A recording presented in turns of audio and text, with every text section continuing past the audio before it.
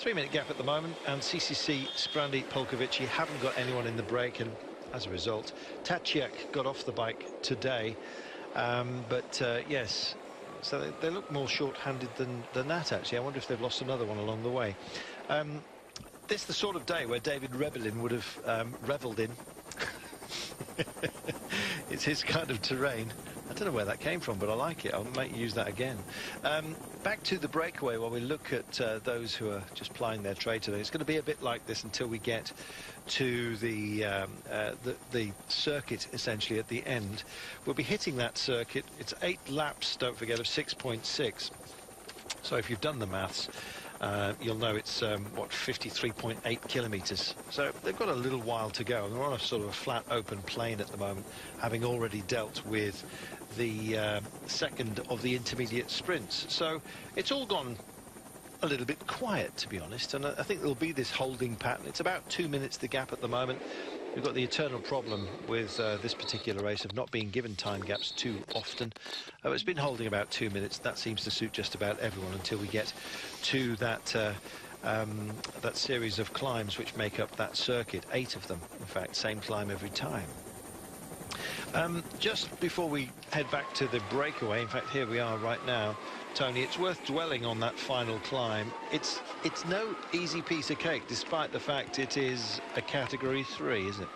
Well, it is a Category 3, and it's not just that climb, it's the whole of the finishing circuit, because at about 6.5 kilometres, a K.5 of it is the first climb, then there's a very steep, short, sharp descent, then we've got another 500-metre little climb, and then the rest of it is a descent until back round to the start of the climb again. So there's no place to ease off and get any rest. It's going to be hell for leather up the climb, people chasing on to get back on down the descent, then the next little climb, and then another chase on again. So 8 laps of that, we are certainly going to see the fireworks, and given how the overall classification is set up with the time bonuses at the end as well, we could see this race turned on its head still yet. I think so.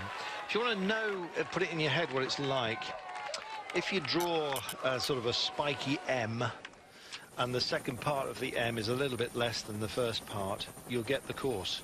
So they go up, they come down, up and down again, and then do it all once more. Tony's going to take a picture of the map and blast it up to you on Twitter. Don't forget you can join us on @CarltonKirby, or is it A Gibby 76? 76. They were the punkies, I think. My IQ.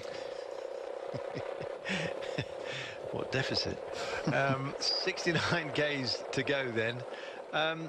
Not the most spirited chase down, as you can see, and that's because the gap is kind of manageable at the moment, especially with this kind of distance. So while CCC have a go, let's just tell you briefly who's in the break. It's Arndt from Giant, it's King from Cannondale, it's Mass from Cairo Royal, Lamatink from Romepot, 2 from Lotto Jumbo, which is Baumann and Roglic. We have Shetovic of Katusha, Arme of Soudal, Moric from Lamprey, who won yesterday's stage with Kimulai, Corte from Francis de Jure, Switzu from Dimension Data, and Dron from Wanty. Is the gap right now for our breakaway? Didn't count them actually. 1, 2, 3, 4, 5, 6, 7, 8, 9, 10, 11, 12. It's a dime a dozen. How many apostles were there? It is Easter, after all. I guess it's worth dwelling on. Thank you very much to Peter Kogoy, who has wished us a Felice Pasqua, which is Happy Easter in local speak. You can see there's some clouds here, so typical bank holiday. It's raining in the hills. Hopefully it won't rain here, and indeed on the hill that we're going to deal with.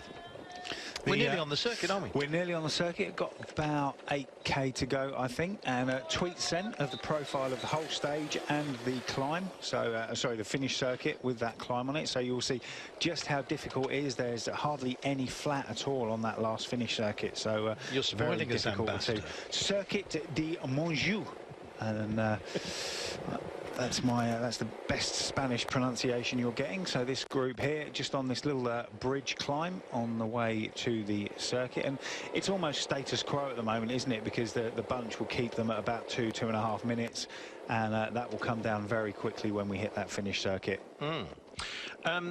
Barcelona is an amazing place, and with Las Ramblas, etc., where you can go for your evening stroll and watch out for trams.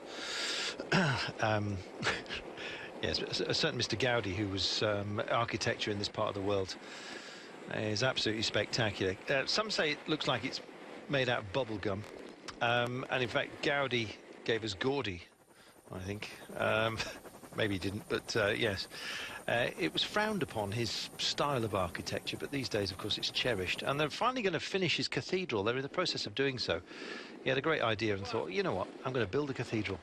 And they said, how are you going to do that? Then he said, I'm just going to start. Never actually managed to finish it, but it is being finished on his behalf. When you know he died in the 1920s, can't quite remember when, 26, I think. Yeah, it's been a long time coming, the finishing of it, but it is a UNESCO World Heritage Site. When you see it, it is really quite spectacular. We're bound to get pictures of it. This particular area, the architect was Lego. It's not as pretty as some places, but I'm sure they're homely enough. There we are. So yes, it's charge down time. A question of just not doing anything silly for the GC men, I think. Well, at the moment, I think so, yeah. But don't forget, we've got Nairo Quintana leading by 7 seconds from Alberto Contador. Richie Port and Dan Martin equal third place at the moment on 17 seconds. And then TJ Van Garderen not out of it on 27 and Romain Bardet on 31. So it's all still to play for. There's time bonuses at the end as well, and with this little climb, it could cause mischief. The only saving grace is that the finish is actually at the bottom of the descent of the smaller climb, shall we say.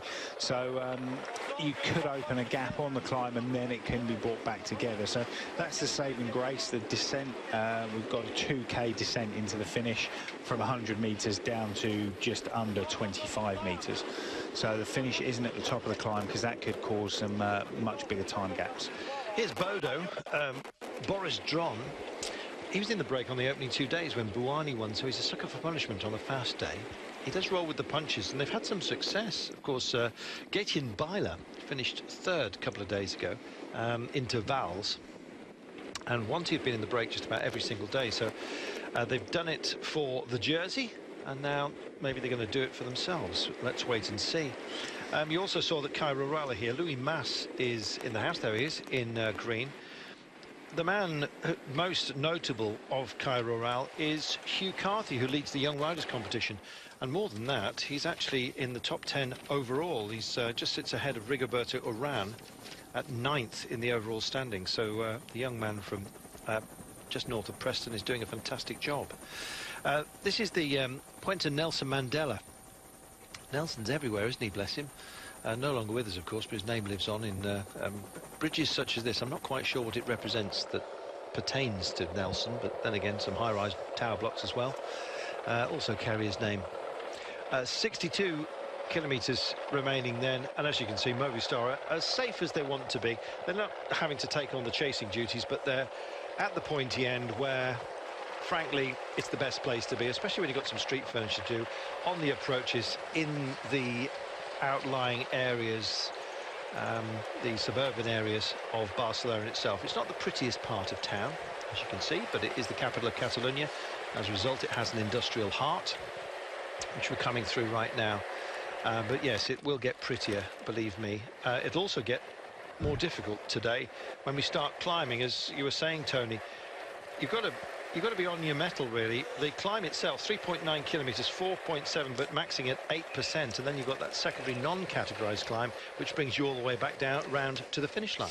Yeah, exactly, and there are King of the Mountain points on the top of that climb every time over. Only 3, 2 and 1 points, and I think the points are the King of the Mountains is pretty much done and dusted now. Thomas de Gent has got that one in the bag. I think mathematically he can't be beaten, but it's going to cause some fireworks this last circuit, because you know, it's not just the stage win the riders are going to be going for here, because the overall is still up for grabs. We've got CCC Sprandi Polkowicki on the front here chasing it down, because so far they have got absolutely nothing out of this race.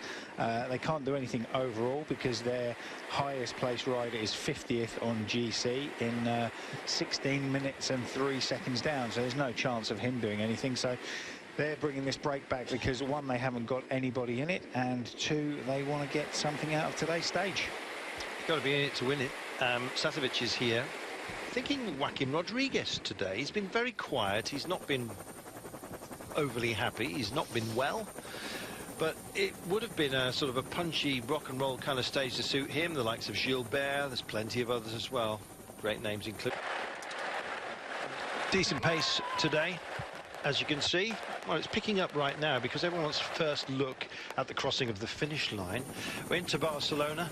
Doesn't look too pretty at this point, but not that far from the coast. You can see one of the shipping canals as well that bring goods to and from. 58 Ks remaining, so we've only got, well, let's have a double check, shall we? Will be the breakaway, which got a modest advantage for the time being. A couple of minutes. There's not been more than that throughout the day. They're going to hit it with 53.8 kilometres to go. So we're nearly there. About 4 Ks before we're on our final circuit. There's Fabio Aru. He's been extremely quiet during this race. He missed the Paris-Nice and had a decent Algarve, and he's been absolutely anonymous within this one. There has been a few bugs going around. Flu, tummy bugs, that kind of thing. I think it's just the nature of this time of year, to be honest. Hot and cold, hot and cold. You go out to the Middle East, then you come back to Northern Europe, it's rainy. You're in an aircraft, people are coughing and sneezing all over the place, and it spreads like wildfire. There's a lot of isolation, actually, within a team when somebody does get sick, isn't there, Tony? They get on a diet of basically cream crackers because they're the only thing they can flick under their bedroom door. Well, you know, there is a lot of sickness, and Joe Dombrowski's sick today. He has started. I don't know if he's climbed off yet. But there's a lot of other riders who have climbed off, notably Bernie Eisel. We don't know yet if that's through sickness or just through end-of-day boredom. But honestly, after he harangued the motorcycle yesterday for aiding the chase, I think he's just having a huff. Here's Alberto from the top of the day. Alberto, this is the last stage of Catalonia, decisive stage. How do you feel? Oh, it's a very important day, he says, with a very specific parkour for the stage. It's really complicated to make differences on this kind of terrain, but all is possible until the finish line, and the first 5 riders of the GC are less than 30 seconds apart. Dan Martin could be an ally for you, he says. Well, he could be an ally, like he could be a big opponent, but in this type of race, we don't think about keeping our positions, but just battling for victory, he says. So, yeah, let's see.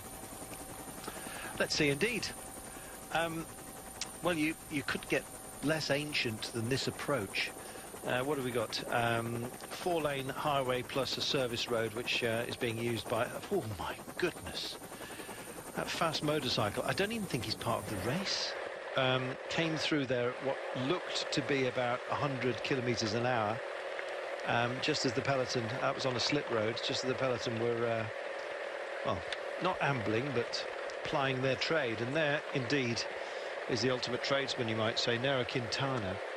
He's come over from Colombia out of what's been a solid period of training throughout the winter, and apparently it's always the same, isn't it? He winds himself up, he lets himself go, and it just seems that he's always on it right from the very start of the season. You never really see him having that much of a bad day, do you? No. He's always there or thereabouts. There's no warm-up. Just it seems to be very workmanlike, tick the boxes and come and get the job done. I mean, it's only March, it's almost April, it's still very early in the year, but still showing some good signs of form, isn't he? You know, there's artistry and there's painting by numbers, and you know, business-like, I think you can probably say about Nairo Quintana, and then flashes of absolute genius. Do you remember him chasing down Froome in the Tour de France, where he just came so close? I got very emotional about the whole thing. But yeah, I very much like Nairo Quintana, and yeah, he has a business-like start to the year, sort of absolutely is where he needs to be. And then the artistry comes later when he just starts to thrill us.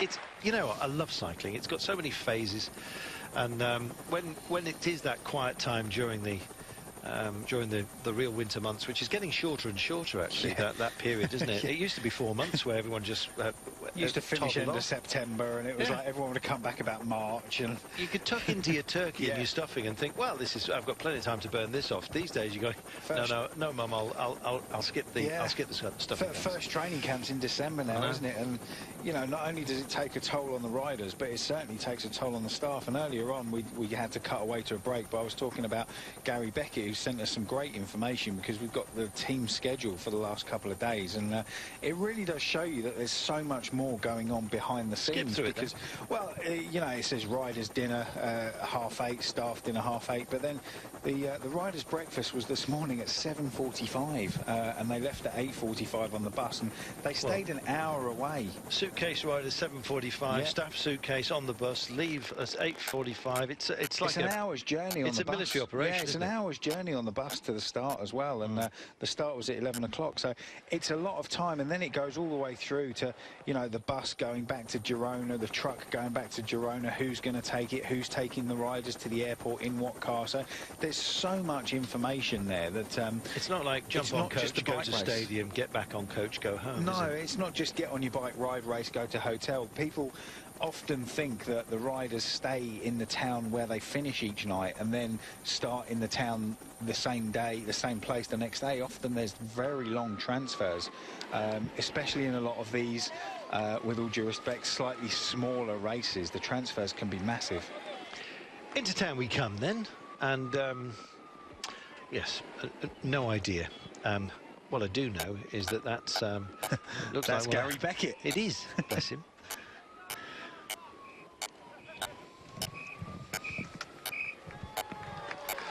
.53 kilometres remaining today, and so we're on the circuit. So you're going to get a look-see.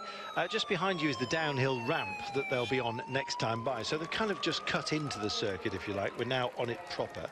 So the first crossing of the finish line has been dealt with, and so we're out and we're climbing. There is absolutely no rest from this moment onwards, and 3 minutes gap.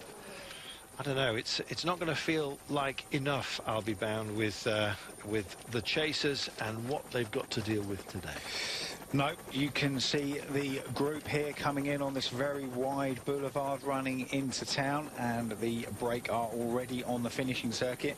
So just to address one question that someone said, hang on a minute, on such a short circuit, won't some of the riders be catching the back of the team cars in the cavalcade? Well, no, because on the second passing through, they pull half the convoy out. So they just leave one team car in per team on that finish circuit.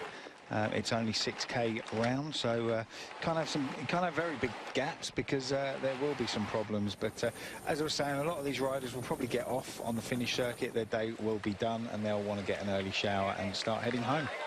I think that was the Now camp, or the Camp Now, depending on whether you're speaking Spanish or Catalan. This is, of course, Catalonia. They do issue their press releases, by the way, in both languages, and they're so similar. I actually struggle sometimes to see the difference. It's just nuance, as far as I can gather. That's probably going to upset some of our Catalan friends, but yeah, I can't really tell the difference with the odd O added on, the odd ow instead of a ah. Anyway, just a linguistic moment. We'll move on for fear of upsetting somebody. Easy done in this game. 51 kilometres to go again. Yeah, exactly. The thing is, what you've got to realise at home is we're not crafting a piece for the press, so we can't sit there and just shave things and tidy it up, and you know, we sort of often bump into things, including your sensibilities and sensitivities, and so just try and forgive us, do our best. So Sky coming to the fore. They lost Thomas, they lost Swift, they lost Boswell. Real proper firepower you might see Kirienka having taking a little chance today. Well, he's probably got 3 rain, hasn't he? Because there's not a great deal of sky riders left. I think you'll find Froome can take care of himself. So yeah, Kirienka, the eternal strongman, who never seems to be pulling too many faces, may be up there with a chance today. He is quite a remarkable athlete with, I think, possibly the most, how can we put this, impressive core strength. When he's climbing up a mountain, you just don't see the top of his torso moving at all, and he's counterbalancing the drive that he's putting into the pedals, and just don't see anyone looking so solid as he does. And yeah, extremely impressive. Movistar on policing duties. They want to see the course as well. They just sail through and beyond the start-finish line, and we're on our climb, Tony. We are on the climb, so this is where it will really start to bite for these riders. They've got a lot of kilometres of racing in their legs this week, and this climb, short, sharp through the park, and I think it just starts to drop down there, and then it takes that right turn up the additional little climb, very narrow as well. So the fireworks really will go off here when the bunch hit this. Well, you're going to have some tempted to go for a long one. Think Philippe Gilbert, and maybe even, if he's not too tightly marked, which they'll attempt to do, Dan Martin. He hasn't got that many seconds to find, and I imagine that the likes of Contador and Quintana are going to be watching him like a hawk late on. Yeah, very much so. Contador and Quintana. You'll have Contador trying to win the race. He's not that interested in second. He wants to win it. You'll also have a Quintana there, very heavily guarded by his team. Dan Martin does need to lose Richie Porte somewhat, but of all the riders in here, I would have said at the moment, looking on current form, he's probably the most explosive on the climb out of those in the GC fight. Well, Dan's had some great results already so far this season, and it's not beyond the imagination to find that he could go for this. Just looking at Cairo Rural at the moment, that's Louis Mas. They've had a really good race, courtesy of the Brit Hugh Carthy, British youngster, only 22 years of age, leading the Young Riders competition. And this is basically to go over the climb and badge yourself up. Spanish team doing it in Spain, and well, doing it in Catalonia. Why not? Sails over the King of the Mountains, takes the first of the categorized climbs. Don't think anyone is going to get anywhere near our friend who is leading this competition, De Gent. He's in the leader's jersey by such a handsome margin coming into this, isn't he? Yeah, he's got it mathematically tied up. But looking at the Cairo rider, Louis Mas, we were talking about this yesterday. He's got a very low position on the front of his bike. His stem's slammed right down onto the head tube. He's not a massively tall rider, but the bars on his bike seem really, really low, which is kind of against trend at the moment. Riders tend to be sitting up that little bit more so they can extend their hip flexors and get the power out, but he looks very low indeed. There we are. And still, CC, come down. They were doing a lot of chasing, weren't they? And they've shed personnel big time. And I can't quite see who it is because the camera's not got its steady cam on. In fact, it's got its disco cam on. Can't see a thing, but settles down finally. Just behind is Movistar. It's not Rebellin, is it? Just no, it doesn't look like him. Just behind, though, Katusha also involved. What about Joaquim Rodriguez to pull something out of the bag today? It would have been his kind of terrain, this, on occasion, especially, of course, being in his home nation. And despite the fact he's been sick, it's certainly possible he could make an impression today. Well, he's my tip for the day. This is tailor-made for him, really, and he's been there or thereabouts in many of the classics over the past couple of years. Never really got there in a Grand Tour, has he? He's never stood on the top step, but he's my tip for today, certainly. Just looking at Retzer at the back, 49 Ks to go, and this, look how squeezed this is, Tony. Yeah, it is very, very small indeed, isn't it? It's a very narrow road, so just trying to find out the time gap to the group at the front at the moment. It was 3 minutes. I certainly don't think it's 3 minutes anymore. And this is where this race could be won or lost. It is. Look at it backing up. It's these guys are almost in a slow bicycle race. That's the crest. That's going to be an important part of the race late on, is it not? Well, it's the official crest of the King of the Mountains, but it's not quite the top. It does go on for a little bit more, as we can see here on the left-hand side of the road. There's not really a big descent. It does kick up again. So 49k to go, and the rider from Carroll still pushing on here. This is a good effort. He's got a big gap. Certainly has. Not quite sure what those pylons are. It looks like they thought about a bridge and then thought better of it. Nobody managing to get over to this guy, however, and Louis Mas is just taking a feed. Well, it might be a cheeky one, why not? But it's a long, long way to go, 49 kilometres, and I think that's a hit into nothing. Yeah, but he's achieved one thing. He's certainly on TV and getting the airtime for his team. You can see the bunch here just coming off of that little climb and onto the main road. That looks like a driving range. I'm probably wrong. So they take a turn. At this point, I am wrong. Well, it looks like, you're certainly right. It does look like one. It's not one, but it looks like one. Yeah, well, there we are. Yeah, it's glazed, so it's definitely not that. We'll take a break and speculate more on the buildings in a moment.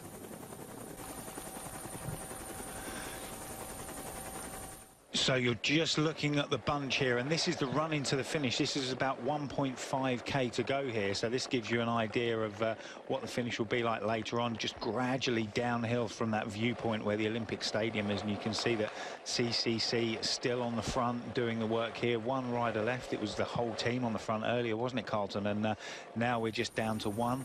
And the lone rider up the road on his own still has a healthy gap. He crossed the finish line 2 minutes ago, and the bunch aren't quite there yet, are they? Yeah, he's got, of course, the remnants of that 12-man breakaway that are still in no man's land between these guys. And himself, the aforementioned Louis Mas of Cairo. And this is that little ski jump or ski ramp that we've been talking about. There's plenty of this, actually, as part of the character of the course. They head round some of the parks and indeed the municipal golf course. I'm very much happy to see that Katusha are extraordinarily animated today. They mean business, don't they? There they are. See how fast this, sorry to interrupt you, Carl, but see how fast this is on the run into the finish. I remember it from last year, that little shimmy, that little right, left, right. And here they come, that last little scoop down, high speed, and it will thin down. There's not a great deal of space to play with, though, is there, for the moment? No, and you can see top right of your picture there, that clock, it says 2:59 to the front of the bunch for the leader. So let's call it 3 minutes. That's a healthy gap. It's still going to come back, it's still going to come down very quickly, but 3 minutes at this stage means he's going to be out there quite some time yet. Katusha working very well at the front. Zakharin's putting in a big turn, so is Kochetkov. Ryan Taramay, it's all for Joaquim Rodriguez, we believe, but Zakharin or Taramay, good options as well on a day such as this. As you can see, there's virtually no room to settle, is there, on this day? Up or down, isn't it? Just you drop down to the finish and straight away you start climbing again. It's a lovely circuit as we go through the Tauro Burro, which is a spectacular tapas emporium. And I'm just waiting to see who we've got. We've got somebody coming up who we spoke to a little bit earlier on. Not quite sure who. But I think it might be Romain Bardet. Ah, that'd be nice. He's also a good call for today. It's Barguil, of course, not Bardet. So what about Warren Barguil? He was one of those who was struck by that vehicle we mentioned earlier in this race. Not during the race, of course, but it decimated the team's practice approach to the season. And, of course, Barguil was badly hurt. And, indeed, so was Degenkov and a number of others. In fact, it could have been really very, very nasty indeed. So, Warren Barguil, how's he feeling? Big question on a day that would have suited him in the past. Ah, c'est bien passé, je suis monté en pression tout le long de la semaine. Hier, il n'a pas manqué beaucoup pour que je sois dans l'échappée. Well, it's been a good week. Ouais, je pense que Yesterday I was close to being up towards the front. Encore aujourd'hui où j'espère faire quelque chose. Je pense que j'ai vraiment des bonnes I did a jambes, great des bonnes week. sensations sur la I fin feel du I'm Tour de approaching my best form. c'est bien pour la I've got suite. good legs. On s'était dit déjà mercredi après l'étape, la première étape de montagne. Ouf. And let's hope it's the same for the rest of the C'est season. confirmé, c'est-à-dire que vous revenez sur les bons rails. Ouais, je reviens sur des bons rails Mountain et vraiment stage, les bonnes sensations parce que it was tough out there. Well, he said I've had some good sensations. Pas loin de certains records, donc ça prouve que I'm in a good condition. Surtout les 2 dernières étapes qu'on a eues, And I'm close to being where I need to be. To be honest, it's just a great pleasure to be out here and going quickly and feeling in good shape. Aujourd'hui, vous attendez quoi? Une étape I'm in control and going quickly. What do you expect today? Well, it's not too long. It's a shortish one. It's slightly bizarre to have a circuit such as this, but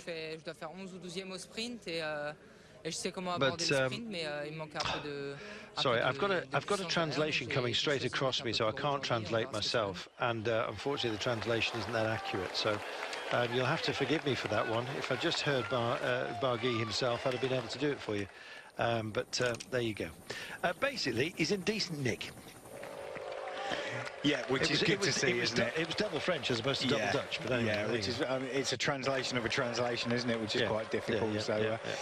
We'll just stick to commentating on what we've got on the screen at the moment. What I can tell you though is that Warren Barguil is in a good place. He's gone all smiley, and thank heaven for that, because it was a very, very nasty incident where an elderly lady, 72 years of age, was on the wrong side of the road, British, on holiday in Spain, got up in the morning, decided to drive to the shops like she always does back home, and unfortunately careered straight into the Giant Alpecin team busy training. Here we go then, that's that little crest and the sub-crest on part of the first initial climb. And here we are, he's back in Louis Mas after his little skyrocket, and as with all skyrockets, he's back down to earth and within the breakaway, which is being led at the moment by Arnaud Cortet of Francis de Jeux. They'll be teeing up Manzin, who finished strongly yesterday, or indeed Retzer, who can climb a bit, so it might well be him today. But there's so many might well be's about this particular day, and frankly it depends on how much the GC boys are worried and how much effort they want to put into trying to take the jersey off Quintana. Well, I certainly think that will happen. Definitely Contador will attack Quintana and Dan Martin will attack everybody above him. Quintana's going to sit there pretty, be looked after very well by his team, who at the moment still haven't stuck their noses out into the wind. CCC are doing a job for them in controlling this front group up to 3 minutes at the moment, and you can see the riders coming through the feed zone there. And as you can see, this circuit really is up or down. There's no respite, and even on the down sections, they will be pushing on and trying to make progress. So this one's it's in a bit of a holding pattern at the moment, but it is going to kick off very soon. Well, it is already. This is Moritz from the break, wanting a look. Moritz decides to sail off on this wide highway section. He'll then take a couple of turns before he's back at the start-finish line. About 3 kilometres he's got to go before he actually gets to that point. And they're spirited attacks, these, out of what is a big group, because, frankly, if you're feeling fresh at a moment such as this, on a day like this, there's nothing mysterious about the task at hand, because you're seeing it again and again, and once you've read it twice, which we've done already, then some are going to be tempted to have a crack, and that's what we're seeing now. Yeah, very much so. And although these riders and teams will go and recce the finish of a lot of the bigger races and train on the courses and check out the finishes, you know, it's very difficult to do that on all the races. And Tour of Catalonia, although it's a big race in its own right, it's not one of those that probably warrants them going to check out the finishes. So it's always nice on a circuit that you get to see the finish multiple times. You can make sure you know where your kick point is, where you're going to attack, or you know where the last corner is, where the pinch point, as they say, is. So yeah, there's a lot of benefits to being able to see the finish on multiple occasions. Nicholas Arndt, who finished second yesterday, quite aggrieved to have been beaten by Kim Lai, but his team had done a lot of work. He's starting to engage the chase down, but look at that for a pedalling style. In fact, it's Wanty's Dron that's doing most of the pushing right now, along with Zander Arme.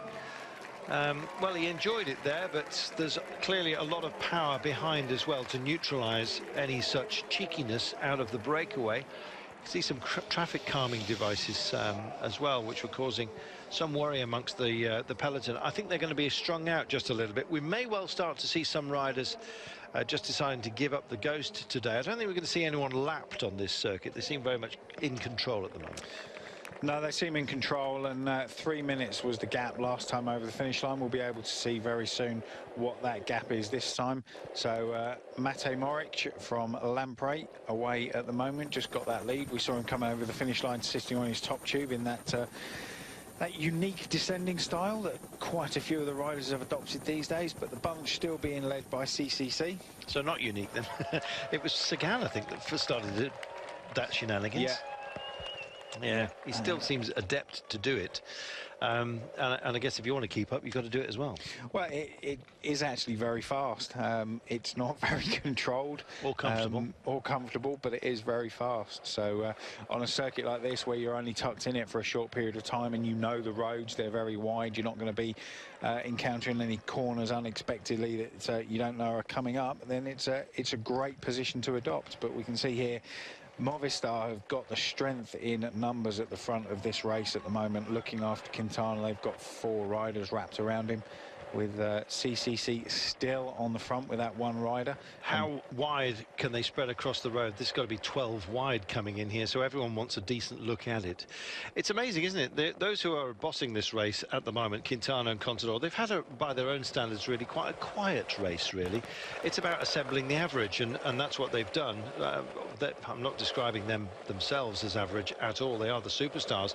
And what names we've brought to this race, Tony, the likes of Chris Froome, Contador, Richie Porte, Quintana, Aru's been very anonymous, hasn't he? And Rodriguez, who unfortunately for him got it wrong earlier in this race, and so he's no threat to the overall boys, but that may well be an added bonus to him. Rodriguez a minute and 22 down, so he might be allowed a little bit of leeway if he does go for a cheeky one late on. He may be. This climb, I don't think this climb is going to split the race up or serve the out-and-out climbers as much as we thought it was going to, and there's a big bunch still left in here at the moment. So 38k to go, just probably 50 minutes of racing left, and they're flying down into this finish again.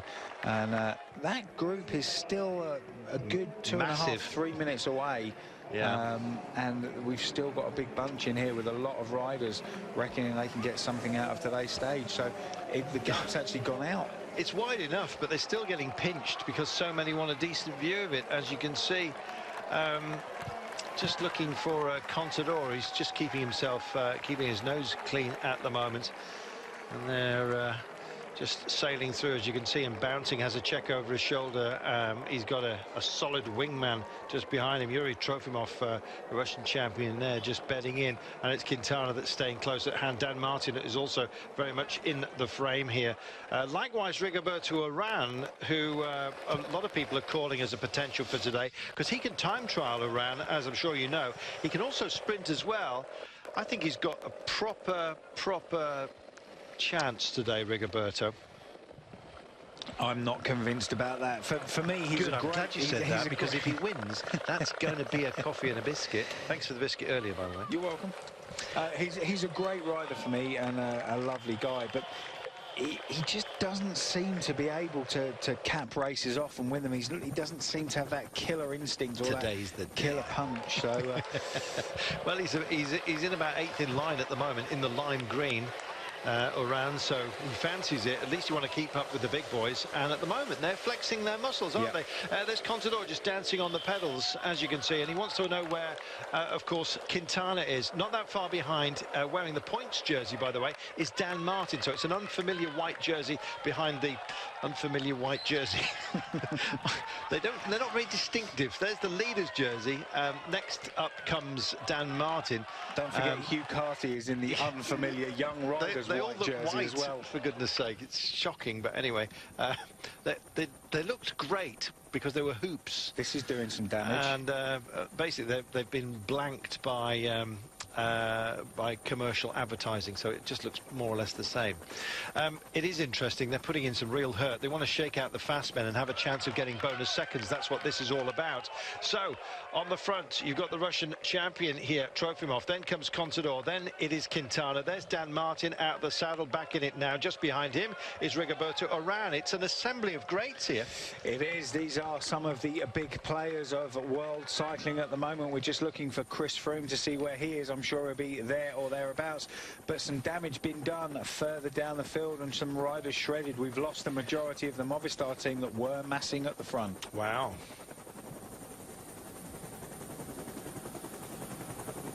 Well, one team that was shredded by that attack as well was Katusha. Rodriguez has not been well. We've lost a few riders, such as Ben Swift, to sickness.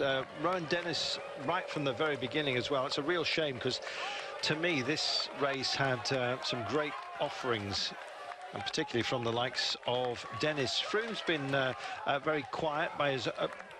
you know, by the standards of what we expect from Chris Froome deeper into the season, but nothing unusual. He's just come back from what has been some solid training in Africa, and he is back and ready for action. He does look extraordinarily confident, Chris Froome, very assured, and that bodes very well for a great season. And frankly, he's not sick as he was last year, finished 71st. So Froome running in 8th place, just one ahead of Hugh Carthy, the youngster, as they come up to this crest and head back round once again past the Olympic training track. There it is, not the Olympic Stadium. Dan Martin looks fresh and up for this. Dan Martin does look very fresh, and this is where the damage is going to be done. Over the top of this climb, the pressure's still being put on by Tinkoff, and Dan's got 4 teammates around him. They're throwing a protective cordon around him as we speak. Yeah, and we can see here that Contador just taps Trofimov on the hip and says, thanks for that, done some damage, but still a big group, isn't it? It's probably not done the amount of damage that they wanted it to do. Contador just dropping back here, and Etix's quick step hitting the front. Is that Alaphilippe? Well, I'm just looking at Cofidis at the moment, actually, and Danny Navarro's in the house. So plenty of teams with plenty of options. Do you want to amend your call today? No. I'm all good, thank you. All right. So, to my mind, Dan Martin is certainly motivated. He was for the first intermediate sprint.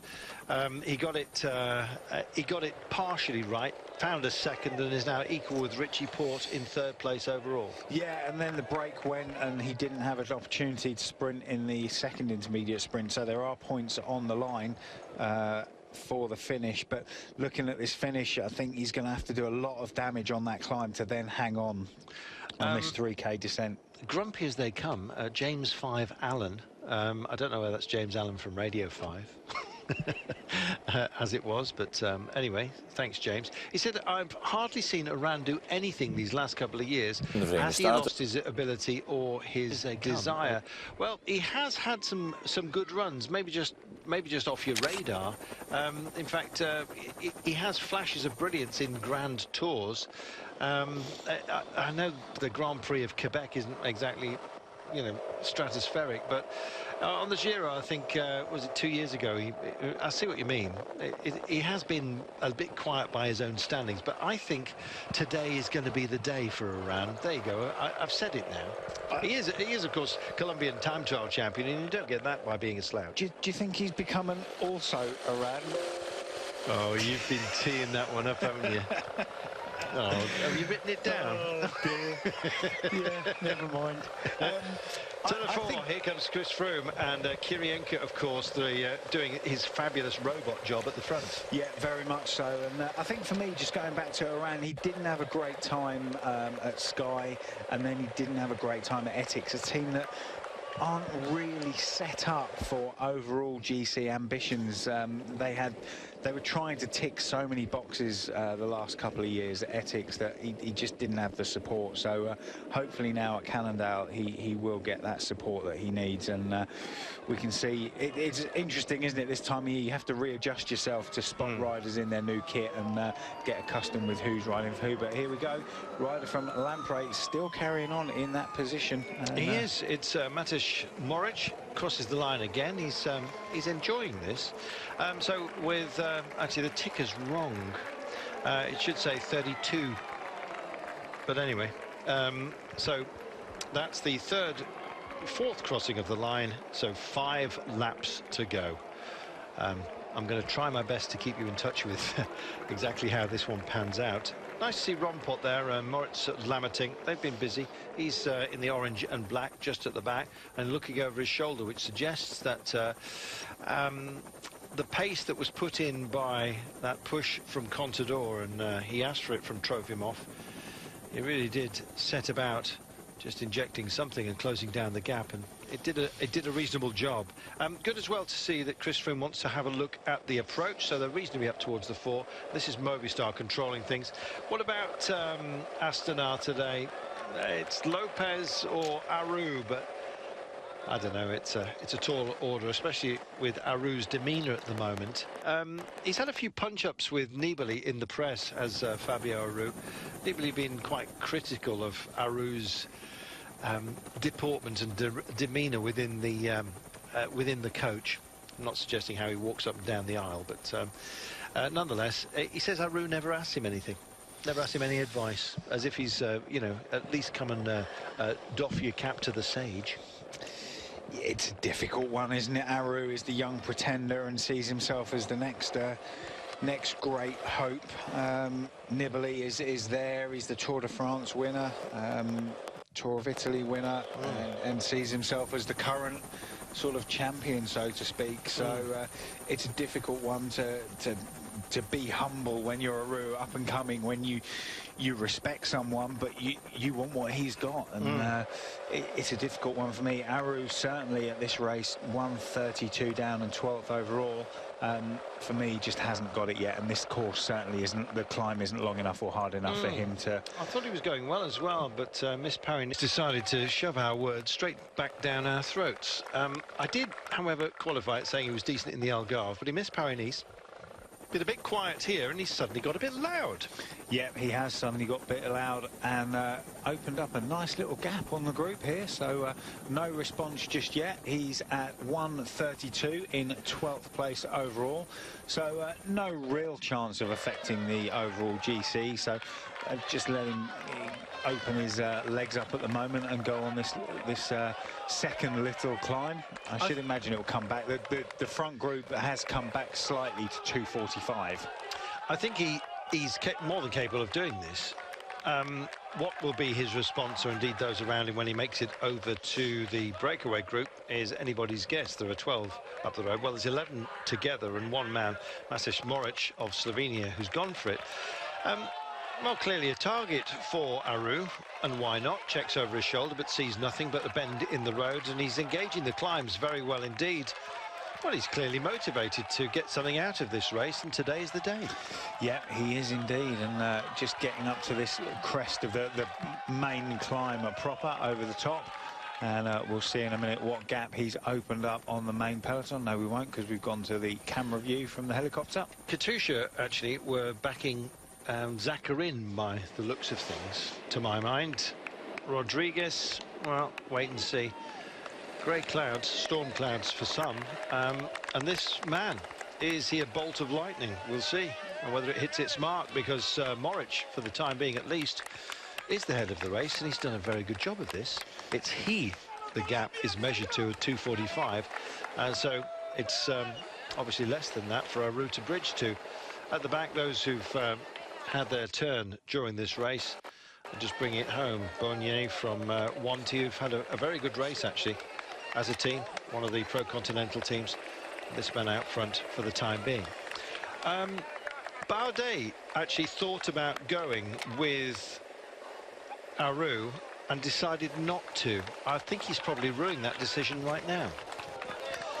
Yeah, and we can see here Aru has got the gap down to 230 to the front of the race, so it's not coming down massively quickly, but Bardet did have a look about it when Aru went, but Aru on his own at the moment probably hoped for a little bit more company than he's got, I would have said. Well, he could have done with the Bardet alongside him, and I think Bardet possibly out of the pair of them, maybe just spinning up a bit quicker by the time we get to the end. He's a demon descender, Bardet. You remember the Dauphiné last season, season before I should say, absolutely sparkling. We'll have the Dauphiné, of course, for you. I'll be enjoying your company, hopefully, on that one. Of course, in the intervening time, we've got plenty, including the Giro d'Italia, I remind you. California, Yorkshire, 3 days of Japan, Basque Country as well to slot in, all the classics. Turkey, Tour of Turkey. Croatia. Very much looking forward to Croatia, to be honest. Yes. Look at this descent, look how steep this descent is. Well, the motorcycle here, no wonder they've padded the... Oh, my goodness. Aru is absolutely on a mission. 28 Ks out. He's, the leader is only 2 kilometres from the line. Then, of course, there's the 11 breakaway riders. Then there's Aru, and then there's everybody else. Now, they're just on this descent right now, but he's got, what, 20-odd seconds on these guys? Maybe not quite 15, that. yeah. But, yeah, they're picking it up, and the chase now is definitely on.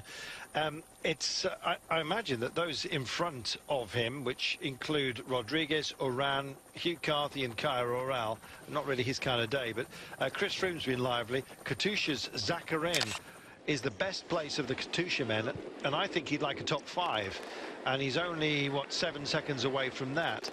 Back to Moritz with his unusual style. If he hits a sleeping policeman... he doesn't need a saddle on his bike, does he? Just lop that off and save some weight. He's sat on the top tube all day. It's not a kind thing to the gentleman area, especially if you hit any pothole along the way. Oh, and Aru, is he on the radio? Is he beaming back? Is it beam me up Scotty time? Well, yeah, I think he's thought better of that. He wanted some company, and there was none coming up. So are these two just off the front, or are they bringing the whole bunch across to him? It's Vavike who's come up to be an anchor, basically, to protect Armé, his teammate, who's up the road. And likewise, this is Warren Barguil, the aforementioned, who we spoke to at the top of the day. He's got Nicholas Arndt up top. So these guys are marking him. They don't want him to go anywhere. So mentally, if you have two with you, it starts to affect your drive, does it not? Well, they have come across to him, and it looks like the three of them are going to get their heads down and try and push on with this. So, well, maybe they're not. Maybe the guys who are up the road, Nico Arndt, is not the chosen one. It is Warren Barguil today.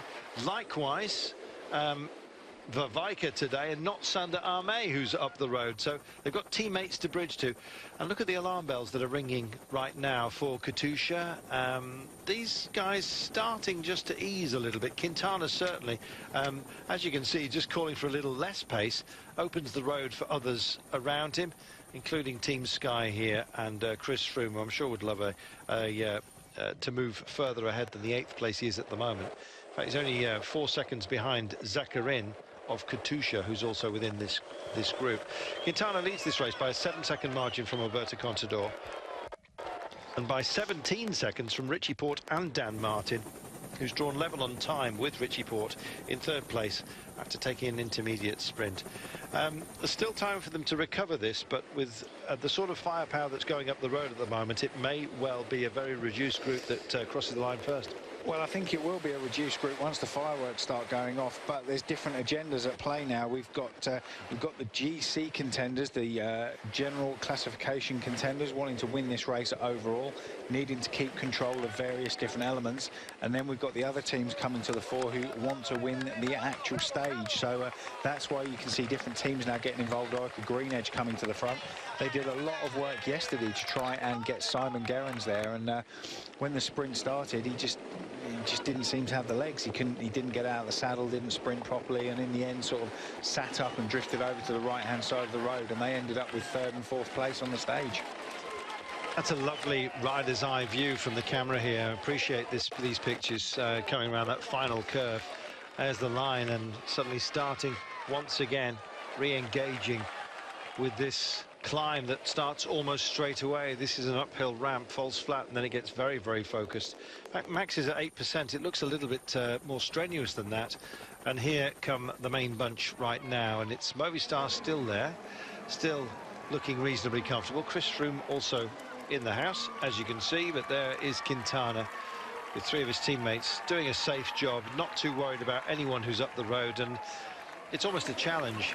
Go by me and see. Let's see the what you start can blast. do. But they look well within their own capabilities, Movistar, don't they? They do. 2:30 now from front to back, and they're on the front. Aru there, that trademark style of his, very hunched over back, and we can see Movistar just controlling the front of it. They don't need to panic that much at the moment. Aru's only probably 15 or 20 seconds off the front of the bunch at the moment.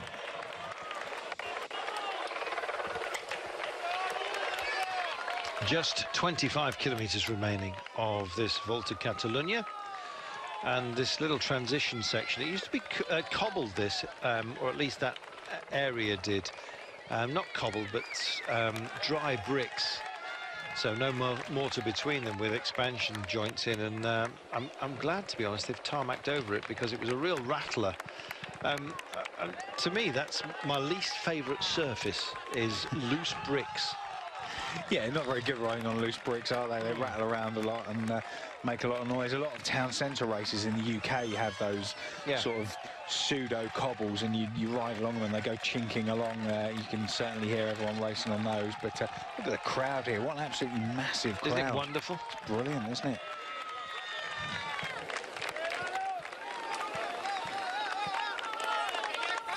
Well, the ubiquitous jester's hats, and then a condo that somebody designed to look like a honeycomb. It's known as the honeycomb condo in Catalan. 25 kilometres to go. And here they come. And indeed, there they go. Round this park, it's been a joy, actually, the last couple of years to finish on this particular circuit. And it welcomes the crowds, and they've really turned out today, haven't they?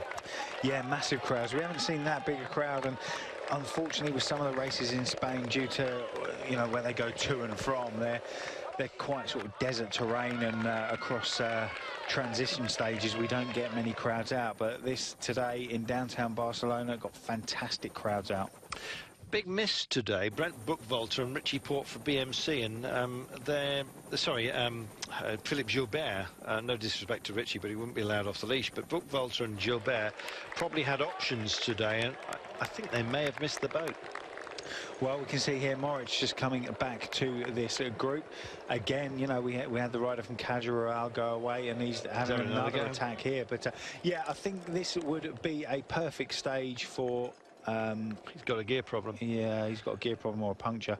I think he may have dropped his chain, actually. He's just suddenly got no drive at all. But yeah, he decided to have a cheeky one and catch up with Louis Mas, and maybe catch up. That was Moritz. Louis Mas. Catch up with Moritz and go for it. But yes, unfortunately, he's got an issue. Here is Aru, and he's doing a terrific job. And these guys are working very well together. They are working very well together indeed, and they're down to about 2 minutes to this lead group at the moment, and they're about 30 seconds off the front of that chase group, so they're going very well indeed. And just going back to what you were saying about Philippe Gilbert, this is exactly his type of day. Maybe a little bit too far from the top of the climb to the finish for him to exploit it with his current form. He's not really hit full speed yet, but we shall see what the gap is next time over the start-finish line. Indeed, because we're being offered up no gaps at all. There's no data in this race, which I don't know, that's a slack one, to be honest. You should have permanent gaps displayed on your screen, but we've not got any graphical help, and it's been the same throughout. Aru takes a bottle, it wasn't one he liked, and throws it straight away. That was bizarre. Was he hoping for a soft drink? I'm not quite sure. But yeah, it wasn't to his liking, not even a toot. And as you can see, one of the lesser stars of the Barcelona football team, they're trying to control a bidon that had been thrown his way and kicking it straight back into the back. Yeah, it wasn't. It was messy, but it wasn't Lionel. 23 kilometres. See what I did there? 23 k's to go. Sadly, yes. Oh dear. We'll wait till we come across the line again. That will be at 19.4, so we're nearly there, and then we'll have some definitive gaps courtesy of Tony's rather fetching IWC watch. There are other watches available. 23 kilometres from home. Aru Verwijk and Warren Barguil. Barguil looks great, doesn't he? Yeah, it looks very good indeed, and this is the descent down onto the start-finish straight. It's a big drop, isn't it? A great big wide road. You know there's nothing else coming up, so you can actually hit this full noise. Great racing. It certainly is. So they're cutting back down towards the start-finish line that we are engaged in these 8 laps of 6.5 kilometres in total, with category 3 climb counted at the top of every single one of them.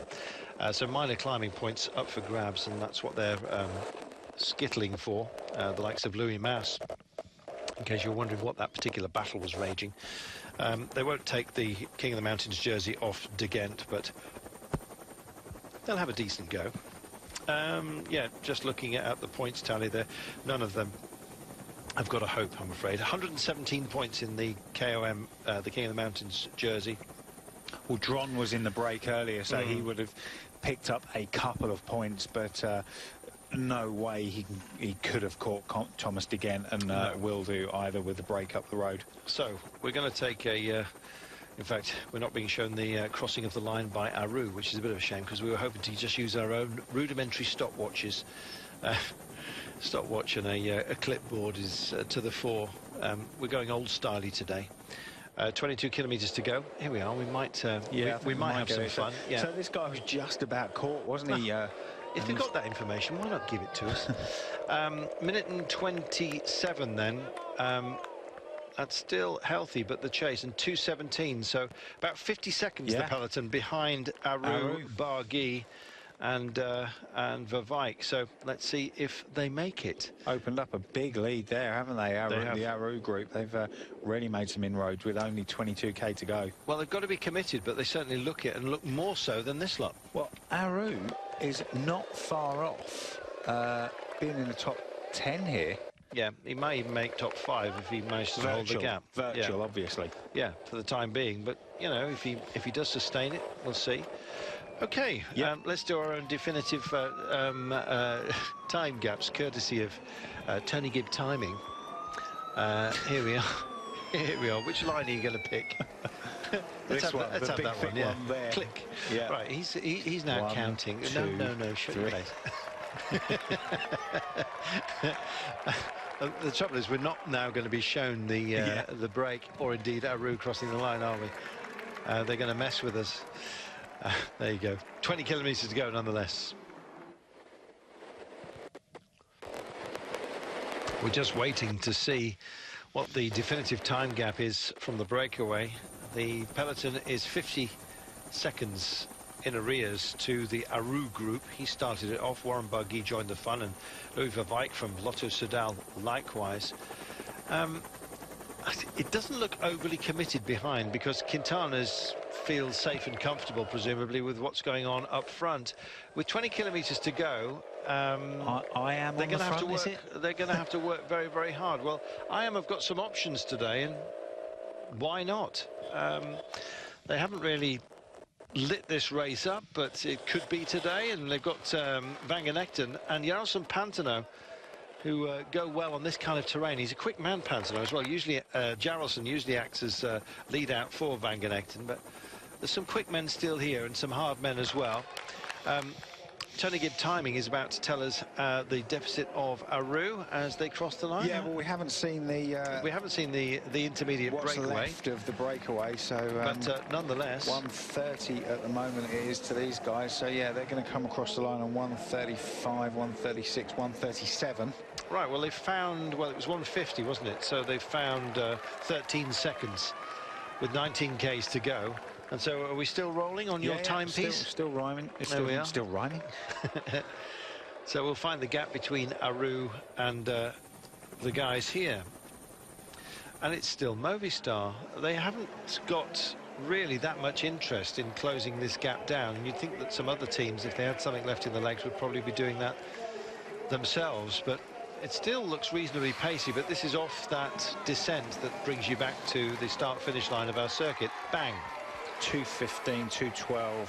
Oh, in fact, very good. It actually says it digitally, but why didn't they just leave the camera there for us in the past?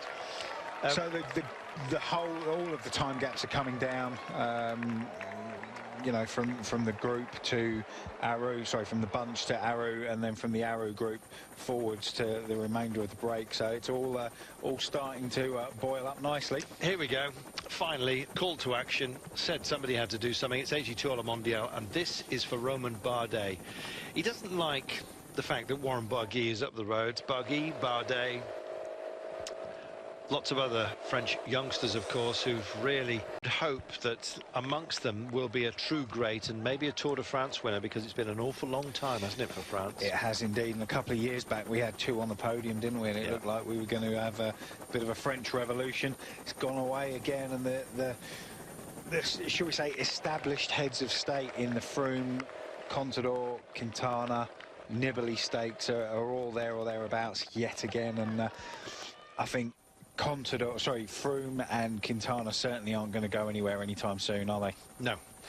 However, talking about Nibali stakes, Alberto is off at the end of the season, and Vincenzo looks a bit downcast at the moment, especially when he comes up against Froome and Quintana. I'm not convinced Contador's going to go at the end of this year. I think he may change his mind as well. I think he's going to change his mind. Nibali needs to change a team. Nibali seems just stale, and you know, he's being challenged by Aru now. Here goes the robot. Kiri's on a mission, and staying with him is, of course, Quintana. He'll ride in this one, no problem whatsoever.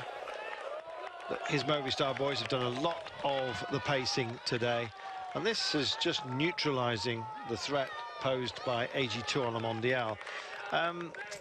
Bardet is only 31 seconds down, so his chances of being allowed to go that far ahead possibly muted just a bit, because especially if these happen to be at the head of the race, because there's a 10-second bonus at the line. At last, there you are. Peloton 1 minute and 52, so they've trimmed it in very, very short order, and that was the kick of AG2 à la Mondiale. Yeah, and it's coming down very quickly indeed now, with just 17k to go. We've got 3 laps left this time over the finish line. So 3 climbs, or 3 of the big climbs and 3 of the smaller climbs left, but the neutral service vehicle is being pulled out, so this group coming back very quickly indeed now that the bunch have engaged their heads and legs. 17 kilometers remaining, and this is the big test of the day. It's modest if you do it once, but when you do it 8 times, that's a big call. And the brake single rider starting to get dropped out of the back of the break and come back to the chasing group as well. So now the bunch have really started reeling this in. It's going to come back very quickly indeed. There we are, heartbreak for Boris Dron, and indeed I think it's Cohen Baumann who's just about to be taken for Lotto Soudal. Still got Roglic up there, and Chris Froome decides to go for it. Well, Chris Froome, we said he has come out some winter training and he's not shown all his armoury just yet. Well, he's doing so. I also said that he's been supremely confident, very assured, and this is an assured move from Chris Froome. Fabulous stuff. He's 46 seconds down.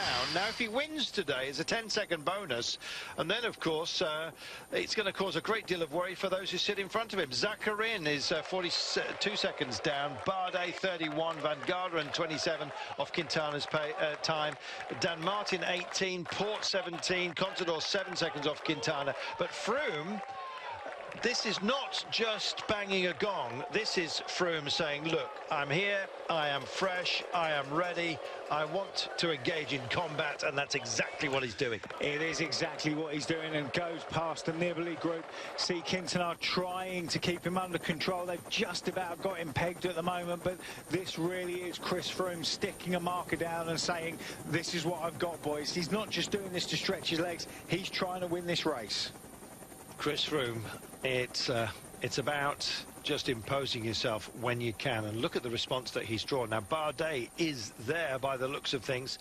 Just trying to see, Quintana's also very much part of proceedings. Is Dan Martin there as well? He's wearing a very indistinct points jersey, nursing that on behalf of De Gent, and this camera with its shakes and bruises is not helping at all, I'm afraid. Well, Quintana's certainly in this front group with Contador and Aru. Can't quite see, I don't think Dan Martin's here at the moment, but there's not a great big gap to the remainder of the bunch. I think that's Navarro from Cofidis as well, who's here just at the back, 60 16 kilometers to go.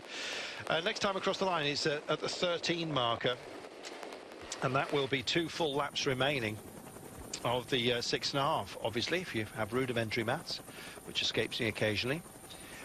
Chris Froome has failed to shake him off just for the time being, but it's been a big degradation, I think, from the front of the chasing pack. There's a lot of riders have been shaken out of this.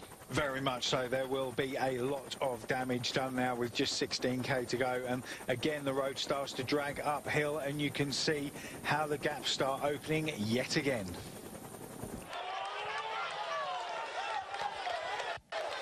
Dan Martin is here, Chris Froome is here, and just rolling through goes Danny Navarro of Cofidis, and there is Rodriguez, who's on his case as well, and Rodriguez bursts away. Now he is no threat whatsoever, Rodriguez. He's down at 1 minute and 22, so he might get a little bit of leeway. Big response though coming from Chris Froome, as you can see, and also digging in and going for this one is Mohawi Kudis for Dimension Data, who also wants to be part of the proceedings. Just pulls up and alongside the Cofidis rider Danny Navarro in the red, but it's the red of Katusha at the moment that are having a look, checking over the shoulder, 15 kilometers out. And is that Mikel Nieve from Sky just coming across here on Nicholas Roach? Can't quite make it out at the moment.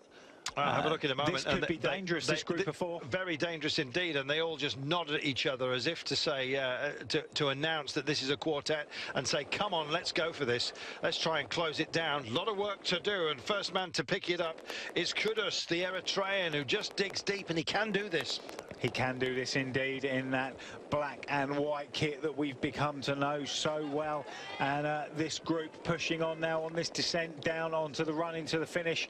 Think this is there's 2 riders, 3 riders just trying to come across in the middle. This could be dangerous. Very dangerous indeed. Now they've got to keep up the pace, and out front, as you can see, only 53 seconds from the head of the race to the chase. Now which chase? That's the point. Not overly clear, but 14 kilometers is all we have left of this race right now. So the chase is what was left of the original break with the Cajarao rider and the Lamprey rider. So they take a little toot on the water, and it's Lamatink that will come across the line first, just ahead of a very spirited effort here by Louis Mas from Cajarao. Next, just coming through from the original breakaway is Zander Arme, and likewise from Katusha, it's Shatovic. Now, he is a very quick man, Shatovic. I suspected before today that he wouldn't have had an option, but he feels that he can do this. Mind you, so do these guys. And look at the chasers that are also on the case. I think that's Dan Martin who's trying to get over as well, just behind what looks like a giant rider likewise.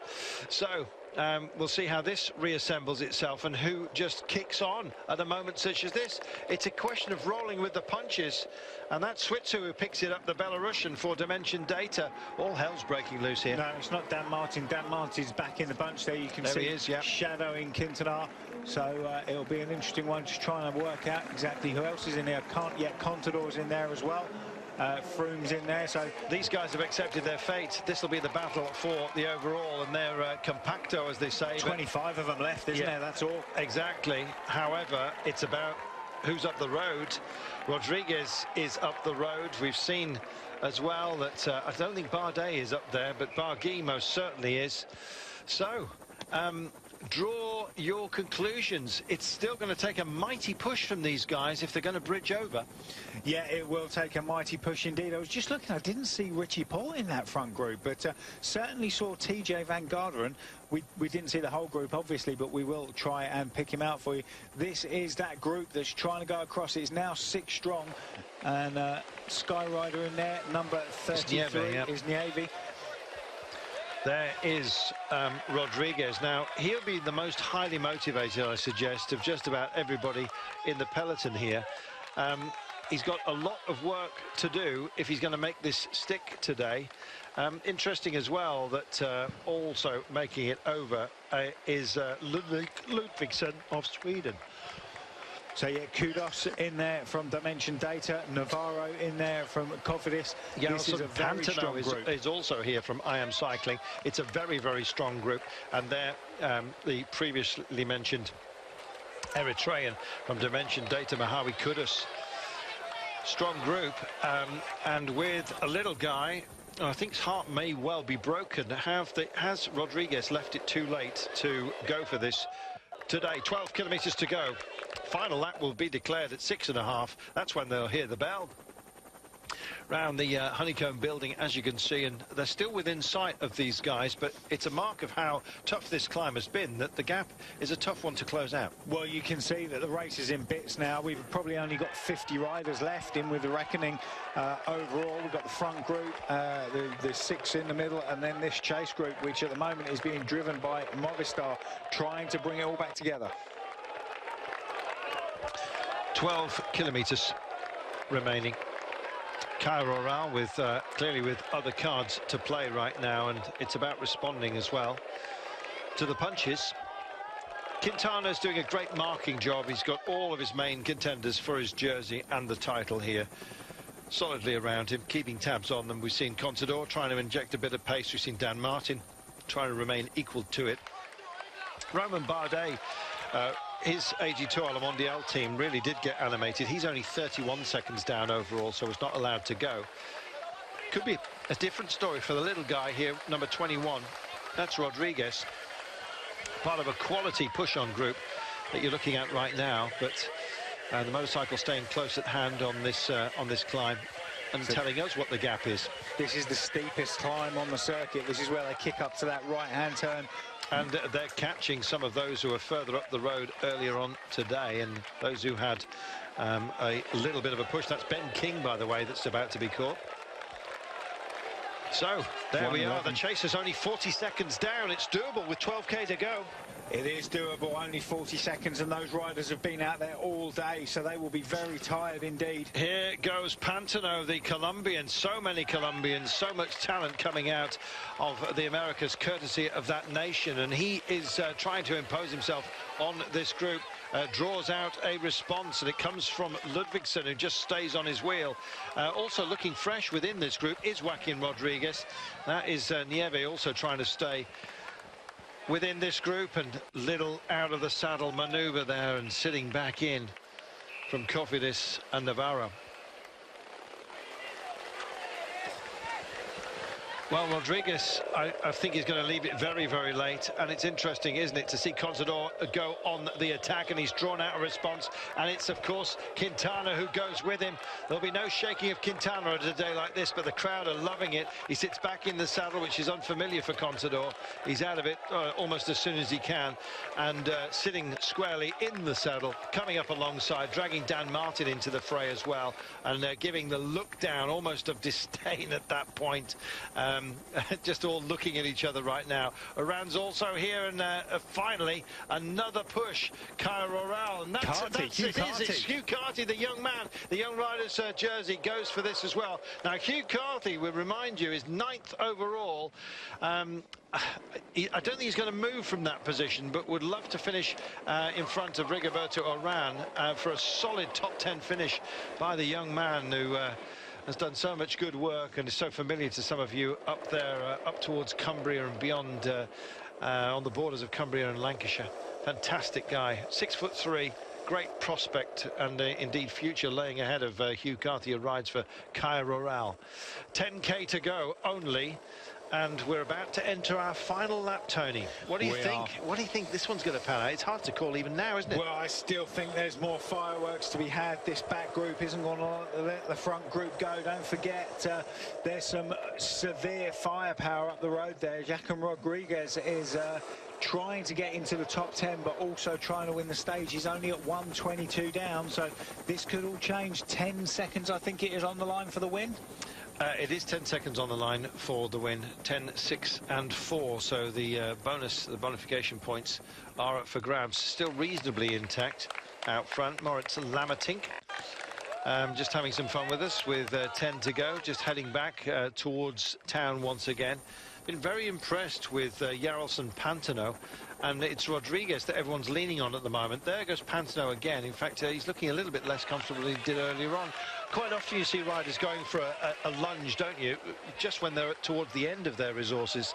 Yeah. It's almost to try and convince themselves apart from anything else. Yeah, very much so. But you can see here some of the riders in this chase group were in the original break, and Ben King there was one of those who's tagged on for a lap but has now been spat out the back. So his legs have gone with only 9k to go. That's his day done. He will ride around to the finish. But this group of, what is it now, 7, 8 riders pushing on, trying to catch the remnants of that front breakaway. Well, it's Nicholas Arndt, actually, for Team Giant, who's in this break. And he finished second behind Kim Alai yesterday. And that was a fantastic effort by him. There we are. That's tagged out of the original group. Louis Mass going backwards, who had appeared to have some gearing issues a little bit earlier on. So he's been caught by the chasers. So they're starting to pick up the remnants of that breakaway, which has done much of the pacing today. Yep, so Froome just squeezing off the front of the bunch again there with Bardet, I think it was. 57 seconds now covers the whole of the race. 36 seconds to that intermediate group, which includes Rodriguez. We'll call it the Rodriguez group, without any disrespect to those around him in this little bunch at the moment. How many are there? 2, 4, 6, 8 of them, including, of course, our friend Louis Mass, who dropped back. So a little bit of respite as they come down on the roller coaster to take it on again. This could all come back together still, Carlton, with only a minute left. I know we've only got 8k to go and a lot of that's downhill, but this could all come back together. There's a lot of tired legs out there.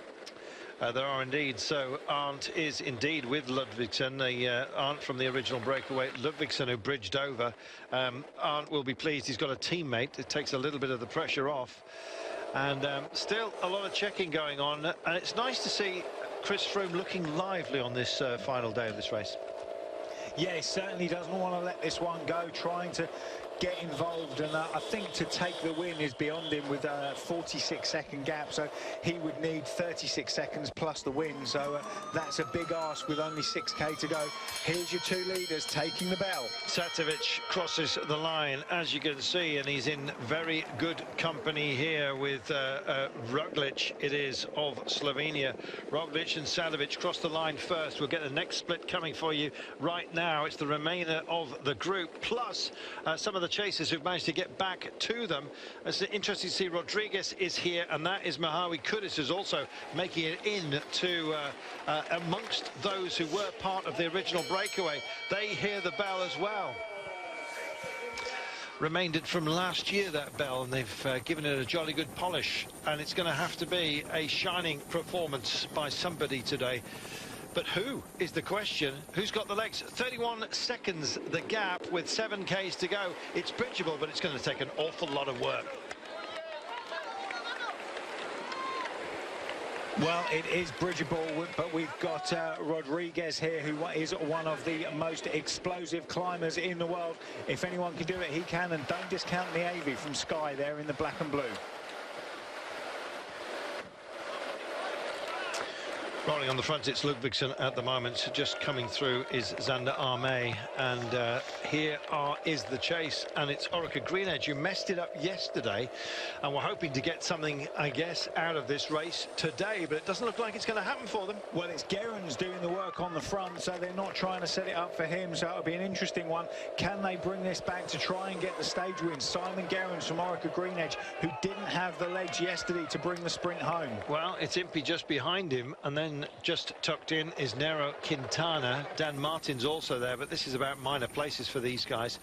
Dan Martin's got to try and attack, one presumes. Haven't seen much of Richie Port and his number one. He's there. He's there just to the left of TJ. There he is indeed. In fact, it is TJ Van Garderen that's looking after him, and just sitting in behind, that's Inor Zakarin, who is also 7th overall in 42 seconds down. We haven't really mentioned him too much today.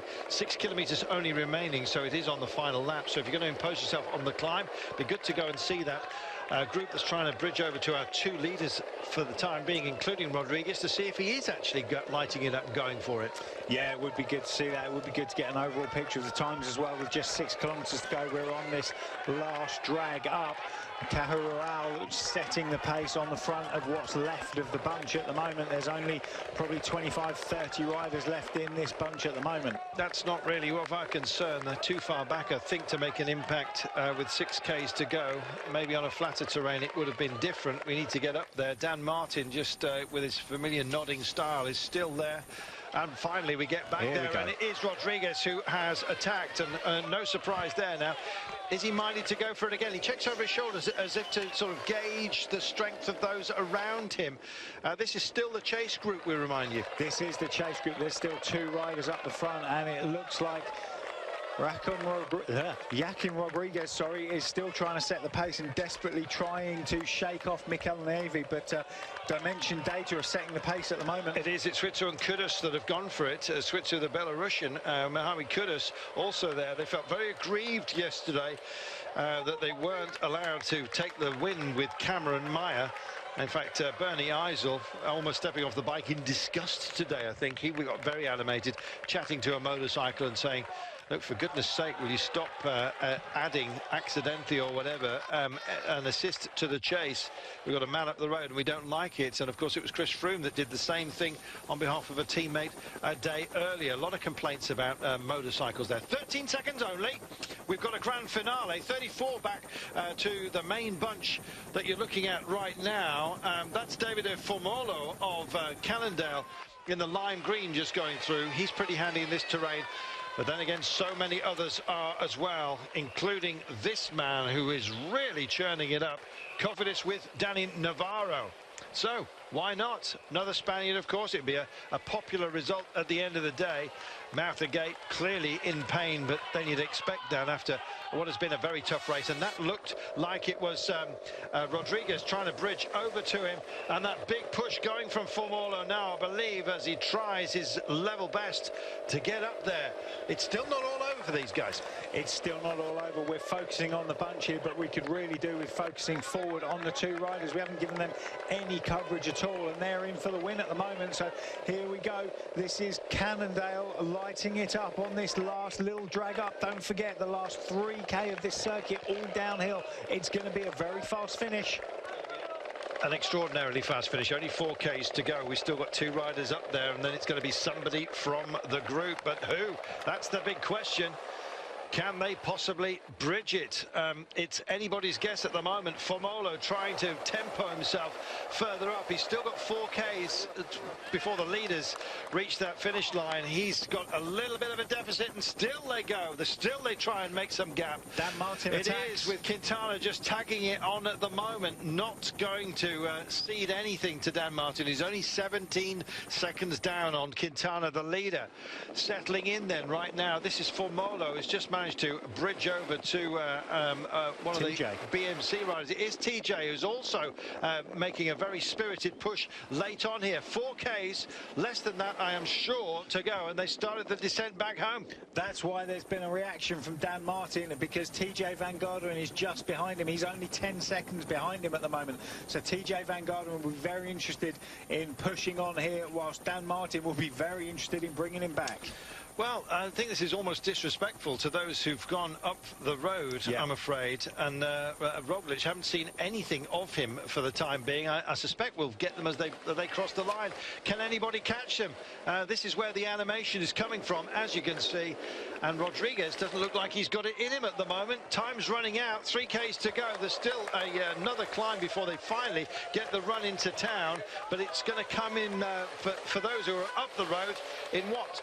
2 kilometres in about 400 metres time, and it looks like they've not got the spirit to do it. No, and we can see the attack here going on the left-hand side of the road from Navarro, from Cofidis, but we really do need to see. There are still 2 riders out the front of this at least, so we really do need to see them. But look how quickly TJ Van Garderen and Davide Formolo have got across to this move. Quite remarkable. Dan Martin's in danger of losing 3rd place overall here, and I think he's dragging the bunch up to these guys. Well, TJ Van Garderen is looking for some seconds out there, and there is Dan Martin, and this is doing a favour to Quintana, who just needs to mark him out, to be honest, and take the glory. There is Oran, just with Bardet on his wheel in the brown and white, Oran in the lime green. And Formolo's push looks like that has been neutralised as well. Quintana looks so lively. Only 2 kilometres to go, and we still don't know the story up front because we're not being issued with those pictures, I'm afraid. Well, we see Nievi here. Is it attacking again from that chase group? Looks like he really wants to push on. I'm only speculating here, Carlton, but have the two at the front been caught? Because I can't believe for 1 minute that we're not focusing on them. Well, there we are. Maybe they have been. We haven't seen the pictures of it, so you'll forgive us if our judgment is clouded for the time being. Final couple of curves and another great big Colombian flag waving and almost draping itself across these guys. Is that Pantano who's lit it up again for Colombia? Just behind, one suggests that the Colombians are happy in that regard. Maybe our two up front have indeed been caught on the climb and we missed those pictures, so apologies for that if that's the case. 2 kilometres to go, so we can assume that this is the head of the race, although it's not being declared as such just for the time being. Final kilometre then is listed for us right now, and is this going to be a great chance for Wout Poels yet again? He's had a great run here, Pauls. Yeah, so let's assume this is the front of the race, because I can't believe for 1 minute we're not focusing on it. Wout Poels being brought back here.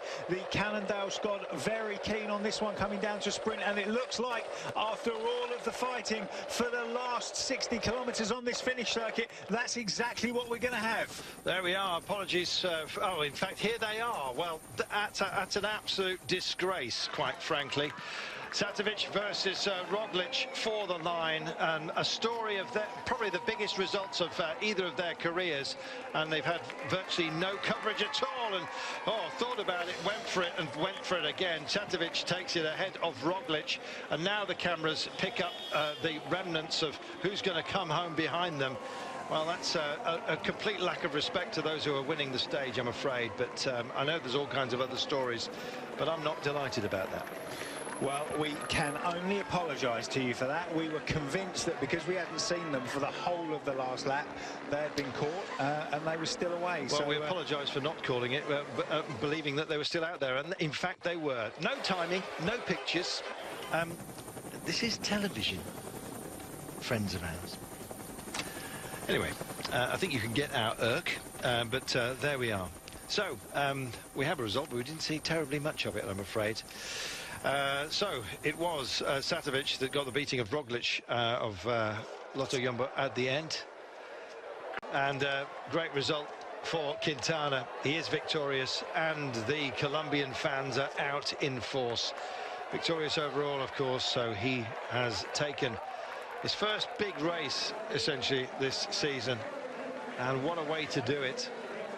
And almost commiserations being offered up. Alberto Contador finishing 7 seconds behind Quintana. It'd be interesting to see if there was a difference between Dan Martin and Richie Porte. I think Dan may well have just got on the overall podium, but it depends on whether there was a gap further back. Here are our winners. We didn't see much of them. No, and slightly confusing. The rider from Katusha did have to have a double check, because he put his arms in the air a little bit too early here, and had to push on a couple more pedal revs when he thought, oh, I might lose this here, but just about hang on for the win.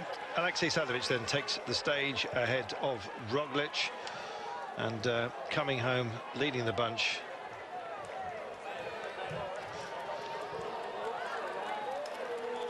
I believe it was Jarosson Pantano that came across the line in 3rd place. Don't celebrate too early, for goodness sake. Zanovic did a great job. We didn't see too much of it, and that's courtesy of the pictures that were provided to us by our host broadcasters here, so not Eurosport's fault, but we do nonetheless apologise if it affected your enjoyment of today. Wow. Well, the breakaway made it, and it was a spirited chase down. I thought that Joaquin Rodriguez might well have it within him. In the end, it was not to be. And Quintana looks so strong, Tony Gibbs, so very strong at this early part of the season. But flashes of brilliance as well from Chris Froome and Alberto Contador likewise. It bodes well for a great season, doesn't it? Yeah, it does. We saw all of the big stars in world cycling for the GC contenders overall, nailing their colours to the mast and showing exactly how good they are. And it's the 27th of March, so you can see how good they are, and although we've got a long season ahead of us, they're all already preparing for the Tour de France. Some of you not overly delighted with the production.